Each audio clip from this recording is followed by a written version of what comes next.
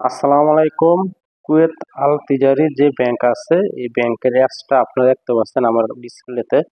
তো এখানে এই অ্যাপস থেকে আপনার কিছু টাকা কেটে নেওয়া হয়েছে।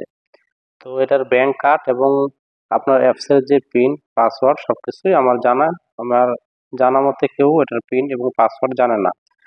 তো এরপরও কেন আমার ব্যালেন্স থেকে টাকাটা কেটে নেওয়া হলো, তো এটা কিভাবে কাটছে এটাও এখন আমি আপনাদের সেটাই দেখাবো। তো এখানে আপনারা দেখতে পাচ্ছেন আমার যে সেভিং অ্যাকাউন্ট এটার ব্যালেন্স হচ্ছে আপনার এখানে কিন্তু 125 পয়সা আপনারা দেখতে পাচ্ছেন।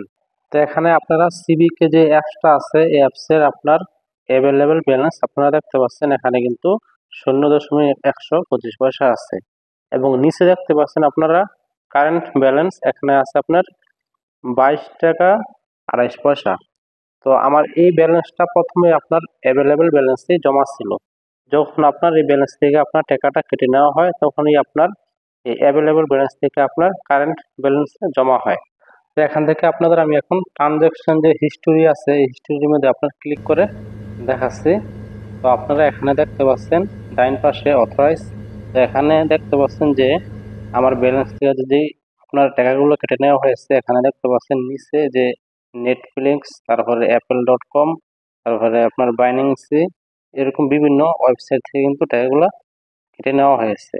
তো আমি এরকম কোনো ওয়েবসাইটে প্রবেশ করি নাই, তারপরেও কিন্তু টাকাটা আপনার কেটে নেওয়া হয়েছে। তো এখানে কিন্তু আপনার অ্যাভেলেবেল ব্যালেন্স থেকে যদি টাকা কেটে নেওয়া হয় সেক্ষেত্রে কিন্তু আপনার কারেন্ট ব্যালেন্সে টাকাটা জমা হয়। তো কারেন্ট ব্যালেন্সে টাকা জমা হওয়ার পরে কিন্তু সেই টাকাটা আপনার অনেক সময় ফিরে আসে, আর অনেক সময় ফিরে আসে না। তো আমার কিস্তি পূর্বে কয়েকবার এসেছে কিন্তু লাস্ট আপনার টাকাটা ফিরে আর আসে নাই, কারেন্ট ব্যালেন্স থেকে অলরেডি টাকাটা কেটে নেওয়া হয়েছে। তো আপনাদের যদি এরকম কোনো সমস্যায় পড়ে থাকেন অবশ্যই কমেন্ট করে জানাবেন। আর যদি আপনার কাছে এটা সলিউশন থাকে অবশ্যই কমেন্ট করে জানাবেন। ধন্যবাদ ভিডিও দেখার জন্য।